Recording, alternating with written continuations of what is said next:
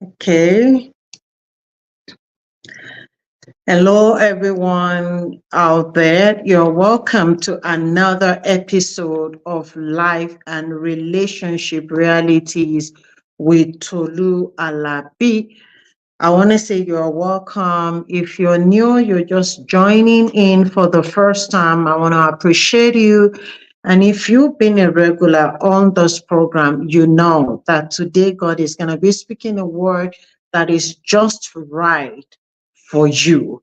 And it's going to be an amazing time, especially with the topic that we are working on today, building family wealth. You know, this is the season when you're talking about building family wealth, and somebody say, what do you mean building family wealth? In a time and season when you can hardly even talk about wealth, when you can hardly talk about, having normal life or something. What do you mean by building family wealth? One of the things that I've known about God actually is that God tells you sometimes to do something when it actually seems impossible. Why will he say that? He's saying that because he wants to do something that only him can do. He wants to be glorified in such situation. How would God raise Moses and say, go tell our Pharaoh to let my people go? He knew that they were going to face difficulty. He knew it wasn't the time. If sometimes those things don't feel like this is the time. Can we just pass through the season before we start talking about that? But if God is saying building family wealth and he's talking to you and I today, is because of what he's about to do. Remember when the king had a dream and Joseph had to interpret the dream. And he said, for 7 years, there's going to be abundance, and then there will be 7 years of famine. He said, prepare. God gave that revelation because he knew that there was going to be 7 years of famine. And so you will need to prepare what you have today. And someone may say, oh, yeah, that was the abundance then. You'll be so shocked that sometimes when you think, oh, there's nothing in my hand, no, you've got something in your hand. As we go on today, you will understand the purpose of building wealth and how can we build wealth. You know, my mentor, Reverend Sam Mariemi, will always say that it is in the midst of lack that sometimes your brain is able to build forth an idea that will generate great things for you. So don't neglect the season that we are in right now and feel like, oh, there's economic downtown all over the world. Things are going like this. But we know what the Bible says. They say when men say there is a casting down, we will say there is a lifting up. That means that what becomes trouble for other people can actually become advantageous to everyone that will be able to pray, to seek the face of God and receive divine instruction and receive ideas. In every difficult situation, there are always opportunities. And making the most of opportunities is the thing that launches us even to the next level in life. So I want to welcome some of the people that are just joined to say welcome on this. How do you build family wealth? It's very important because whatever God does, most of the time is generational. When God brings a blessing to someone, the blessing shouldn't just stop with you. It passes on, it becomes a generational blessing. Most of the time, I've had people are talking so much, oh, this is a generational cause, this is a generational, instead of focusing on things like that, why don't we focus on the generational blessing that God is giving us? Because the truth is, the Bible says God has given to us everything that pertains to life and godliness. So those things are given to us. The major thing is, how do we receive the things that are freely given to us? Like God is giving man chair, but it's going to take wood for you to make the chair. So the chair may not just appear from nowhere. No, but you have the wood. So you have the wisdom of turning the wood into a chair. So that's what we're talking about today. That is the miracle we're talking about, the miracle of wisdom, the miracle of understanding, the miracle of turning ideas into something beautiful, creating great things. That is what we're talking about today. If you look at Psalm 115 verse 12 to 14, God was talking about the generational thing, to say you start from this, like we say today, God of Abraham, God of Isaac, God of Jacob, the God of Israel. Those are generational blessings that God made. That was why in Genesis chapter 12 from verse 2 to 3, God gave Abraham generational blessing, the covenant that he made, that covenant of the blessing which we operate in today through the blood of Jesus, was actually a generational one. That's why you're watching today. Somebody said, oh, this poverty happened in this family, happened in this family. Oh, that's why it's happening. No, you don't have to be on the generational evil. No, because there is a generational blessing that you can connect with and lay hold on it. So how does this generational blessing work for us physically? That's what we're talking. It's not about somebody just giving you $1 million. Even if someone gives you $1 million, you may not know what to do with it. Some people have won lottery and they squander the money and they're back to square one, because they're not working with divine wisdom and understanding on how to build. It's very important. Family is important to God. Family is important to God. We have children, we have grandchildren, and all of that. How do we build wealth? I want to say something. Wealth is not just about money, because when people hear things about wealth, no, it's not about money. Wealth in character, wealth in godliness, wealth in resources. Resources are not only about money. Money is inclusive: land, houses, human resources, capital resources. Those are what is called wealth. Sometimes somebody doesn't even have that much cash, but you have investment in different places. Those are resources that we are thinking about. I know a lot of people feel like, oh, if I can just pass by today, what to eat today, that's okay for me. No, life should be about what we eat today. Life should be about what we eat today and what we eat tomorrow. It's not about storing wealth for ourselves. People are like, oh, we are going to heaven. Why do you need to store wealth on there? If you don't know how to manage great things on earth, how are you going to manage the great thing in heaven anyway? The Bible said the road is on gold. We walk on gold in heaven. So if you can't manage the little on earth, how are you going to do the one in heaven? God is not against people being wealthy. He's just not happy with when people are only wealthy financially, but they are not wealthy in character. They are not wealthy in godliness. They are not wealthy in kindness. That's when it becomes a problem. So how do we build wealth? How do we build wealth that as a man, as a woman, as a parent, we are not passing in lack to the next generation? We're going to talk about that. I want you to please share this video as we go on, because it's going to bless someone. And as we go on, please like the video as you're watching on Facebook, on YouTube. Write your comment, because I would like to have see your comment. Your comment can be a blessing to some other people. So please feel free to just keep writing your comment and keep liking the page and sharing this page as we go on as well. So I say wealth is beyond finances. Let's look at what the Bible said about Abrahamic blessing. I mean, this is applicable to everybody, whether you're Christian, whether you're Muslim, you can appreciate, you can connect with Abraham. And so we're talking about Abrahamic blessing, and I'm opening Genesis chapter 12, verse 2 to 3. It said, I will make you a great nation. I will bless you and make your name great. He said, and you shall be a blessing. So the blessing does not just stay with Abraham, but Abraham becomes a channel of that blessing. He said, I will bless those who bless you, and I will curse him who curses you.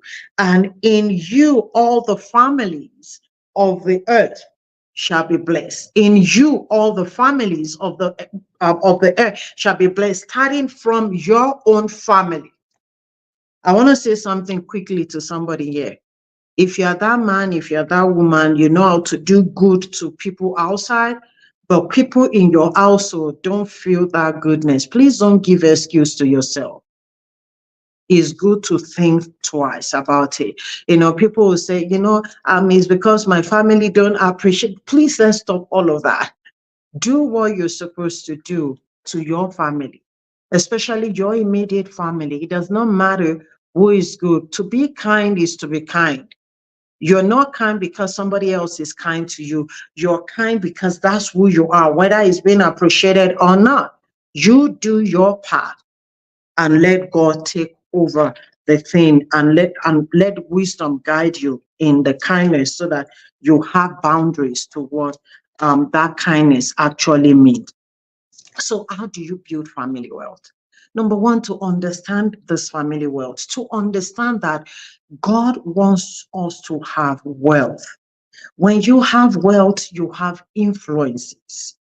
Like I said, it's not just about money. Some people are gifted with ideas. They are wealthy in wisdom.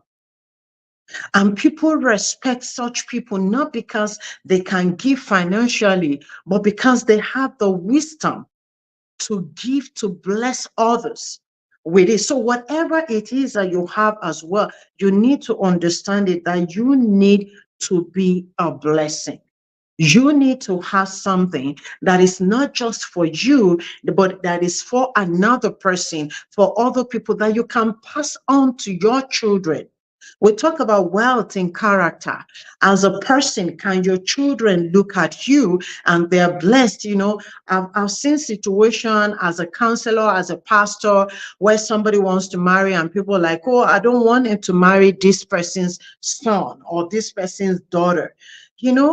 Is because such parents, sometimes they don't have such wealth of godliness or character.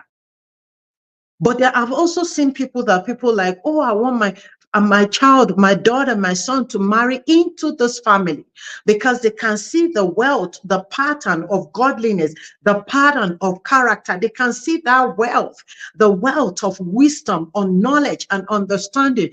They can see that. So you need to know that to be wealthy, it's God's will.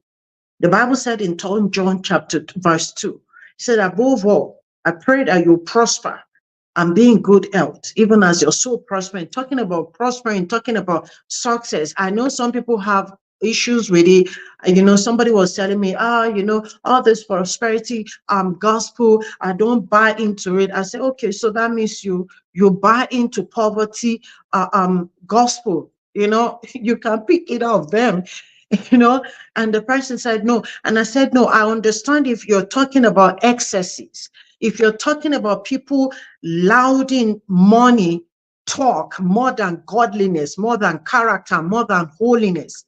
I understand that when there is no balance in the message, in the gospel, and money is overemphasized, I understand that it wouldn't be of God. I say, but don't say prosperity is not just about money. When you are sound health, you are prospering in your health. That's what God wants us to have, to succeed in every area of our lives. So you need to understand that.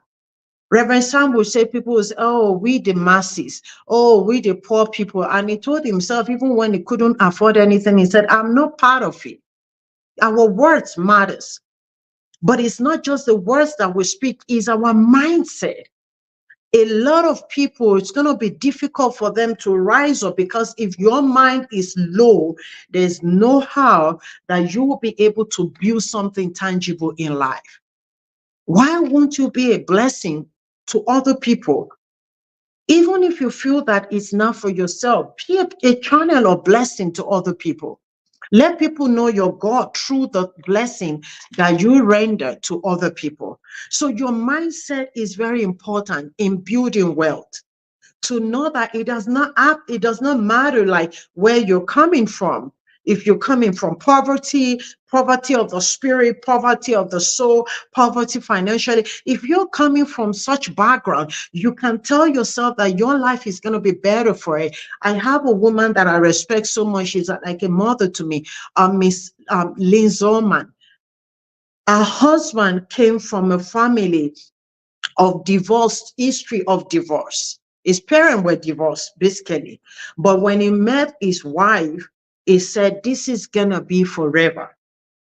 This is going to be forever. And he stood with the wife and they built marriage that lasts till he died in his old age. The wife, Miss Lynn, is about 85 years. She's going to be 86 years this December. And our children knows the Lord. They're keeping on with the character, the wealth of character. They're keeping on even with the grandchildren, with the great grandchildren. So it's not about where he came from. It's about what he wants for his life. And so you can't, especially when you're a man, you're at the head of the family, you're standing, you have to uphold the family and so on like that. Your mindset is very important. Because sometimes you have a situation where the wife is believing we're wealthy this, and the husband's mind is just low there. It becomes a real problem because at that point they are not equally yoked. Sometimes it's the husband that have the mindset of the wealth and the wife is still low there, and is causing the gap is causing a lot of issues. And so having that mindset is that God had to put that mind in Abraham first. It was from the pagan family. God needed to connect with him. Let him receive that. As a man thinketh in his heart, so is he. So God needed to put that vision in him. That brought us down to say, your vision. What is your family vision? What do you want to have as a family, as a vision? What is your vision? In my own family, our vision is that this is a godly family. This is a wealthy family, and this is a healthy family. So we work those into this three-dimensional, that we're careful about our spiritual life, we're careful about our health, and we're careful about wealth also. So having a vision for your family matters. What does this family wants to look like? For people that wants to get married, either you're engaged or you're still waiting for the person to come. What is at the back of your mind? What kind of family do you want to have? What vision, what goal do you have? Because if you don't know where you're going, how are you going to know how to get there? I want to encourage us again, please share this video with us right now. It's a short video. It's going to be a short video. So how do we build that vision? You don't build your vision based on what you see. I've also shared this testimony several years ago. I remember I was in Jos, Nigeria then, and I went to Lagos to visit my family for Christmas. Basically, I stayed with one of my sisters. I stayed with Mrs. Fumi Adedibu. And December, I think it was December, yeah, but she was still going to work, and she was talking about the ministry and everything, and we started talking about it, and she said, oh, what is the budget for the next year? And I said, budget? I said, we don't have a budget. We are barely able to get through each month. We had television program and all of that, all of the bills. We're trusting God and asking for partners. We don't even think about budget. And I will never forget what she said to me, because that statement that she made is transforming till today. And she said, she told me about our pastor then, Reverend Sam Adeyemi. He said, you don't have a budget based on what you have. You have a budget based on your vision and your goal.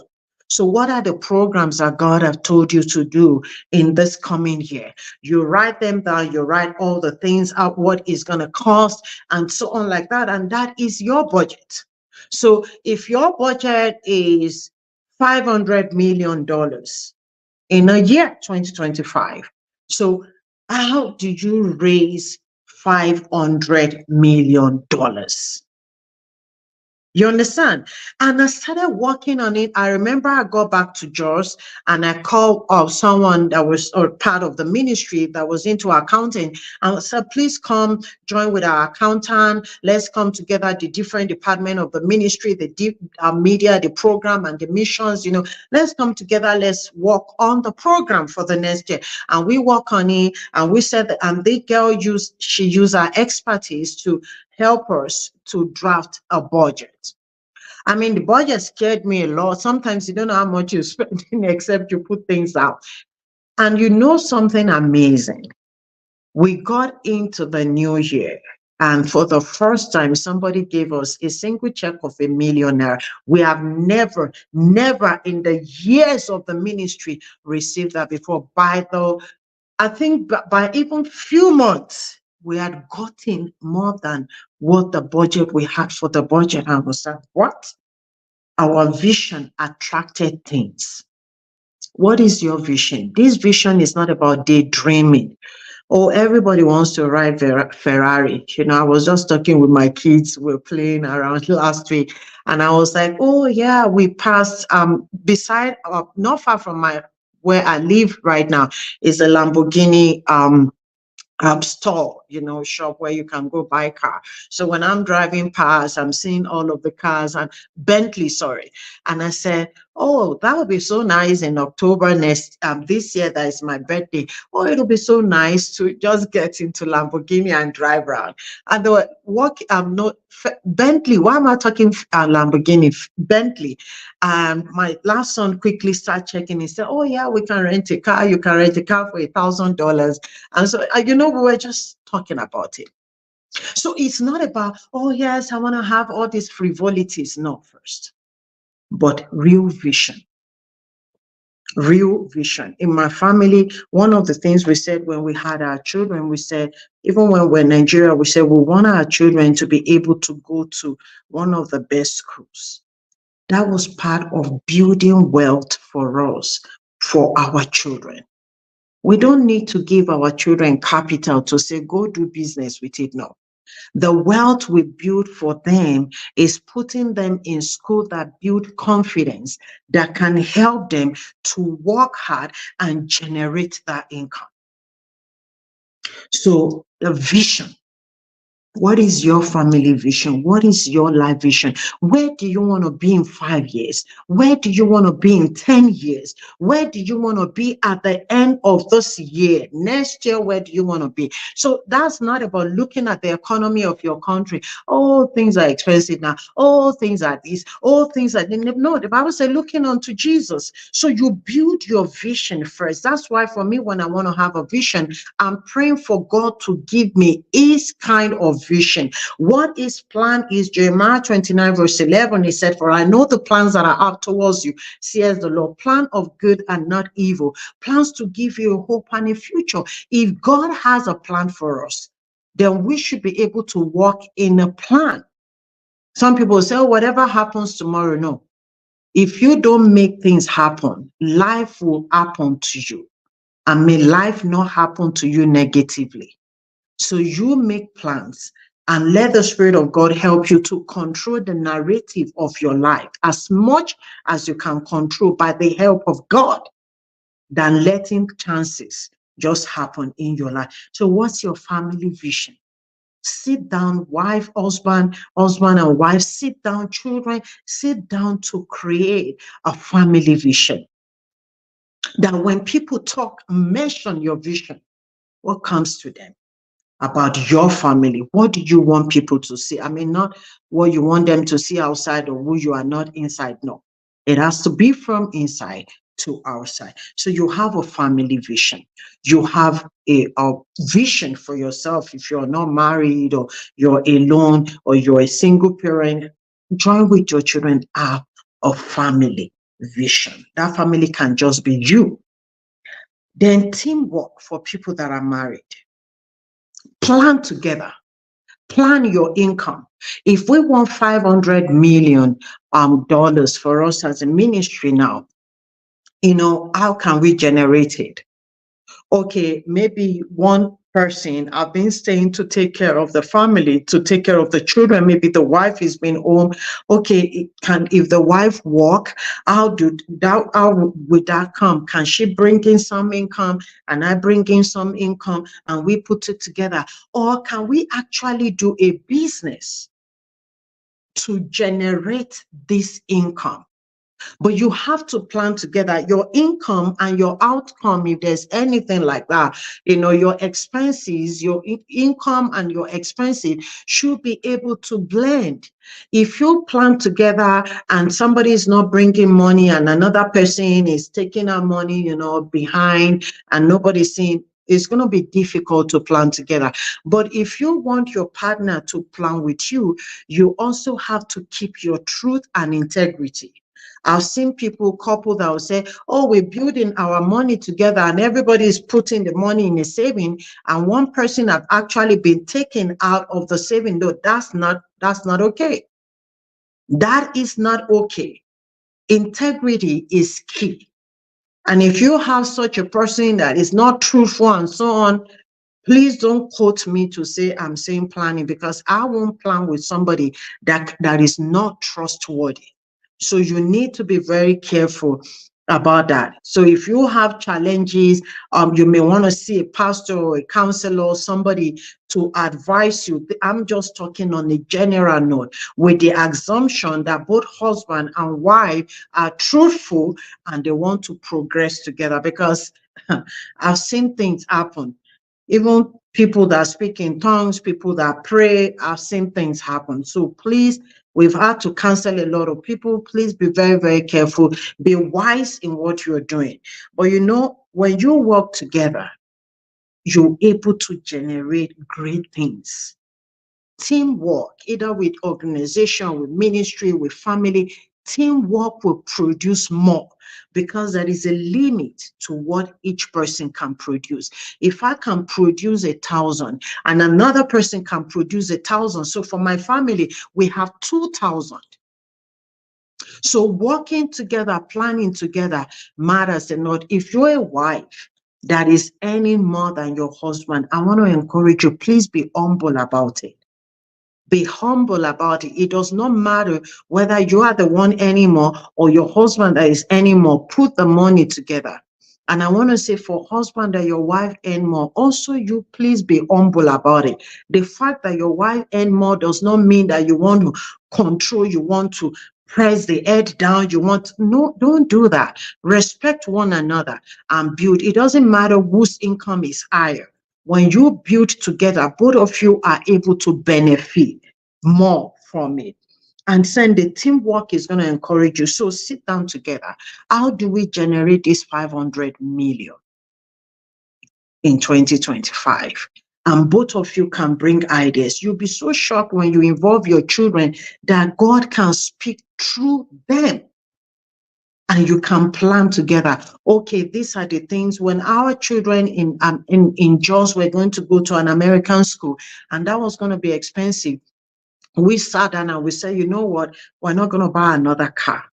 We want to invest in our children. Even today, I used to say, like, when people buy expensive things and so on like that, I tell people, I said, we have two adults in college.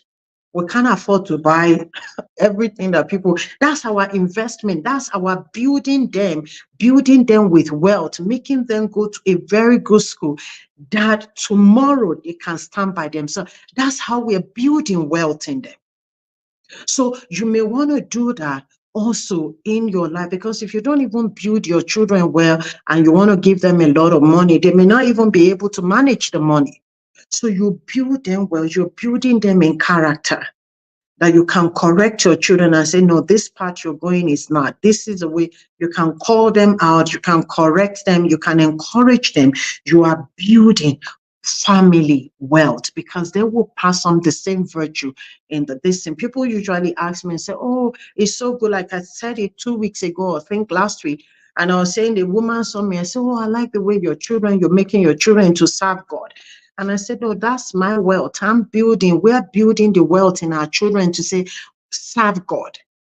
And so we expect that when they grow up they can pass on that wealth to their children as well, to know the Lord, to serve the Lord, to live for the Lord. Remember, wealth is not just financial. Wealth is in character, is in godliness, is in money, is in properties, is in resources, and so on.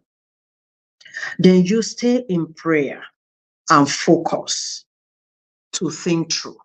Focus is very important. Husband and wife can decide to go out. You can decide to go on a weekend. Just, pay for an hotel room. Don't say, oh, we're trying to build the money. Sometimes you need money to get money anyway. So you invest maybe in a guest house for the weekend. And the weekend is just not going to be work. Just husband and wife sitting down, praying together, meditating, and ideas can flow in your heart about what to do to build family wealth. You have ideas and you keep trying. Don't give up.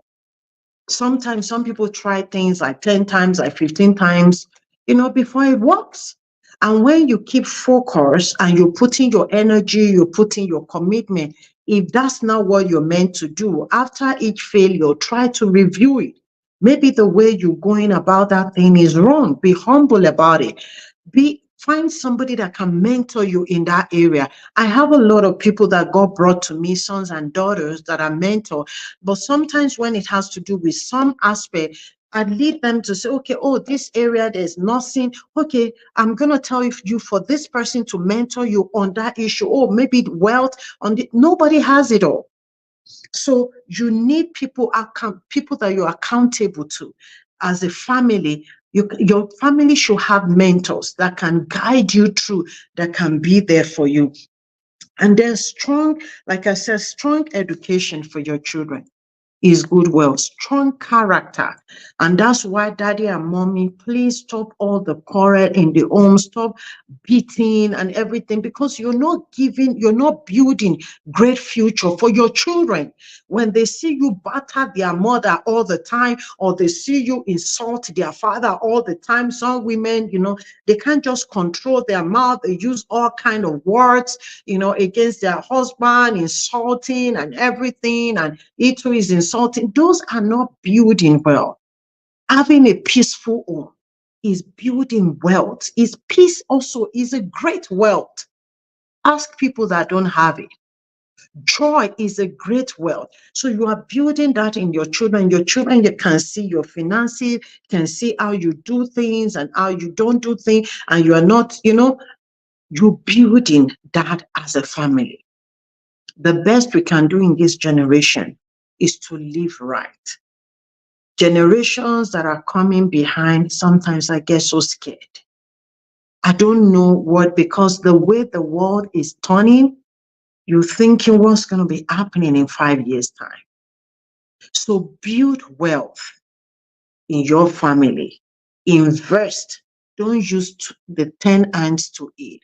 I tell people, somebody is doing wedding, you are the one buying the clothes, you are the one buying this, you are the one, oh, there's another naming ceremony there, you are buying this, you are buying it. Why don't you invest in things that are tangible?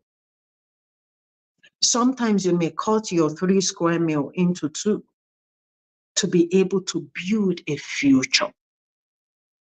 To be able to build a future. Set goals.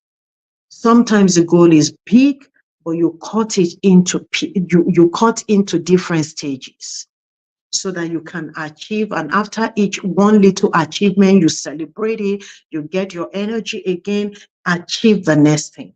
Every family should have a family vision and goal. Set yearly goals, set 5 years goals, set 10 years goal, and stay focused. The Bible said, if your eye be single, your whole body will be filled with light. And pray consistently The Bible says, commit your plans unto the Lord and you will make it succeed. So you can build family well today from the way you think, from the way you talk, from the way you do things, and from the way that you pray. Pray together, plan together, seek wisdom. What is a negative thing can become positive to you.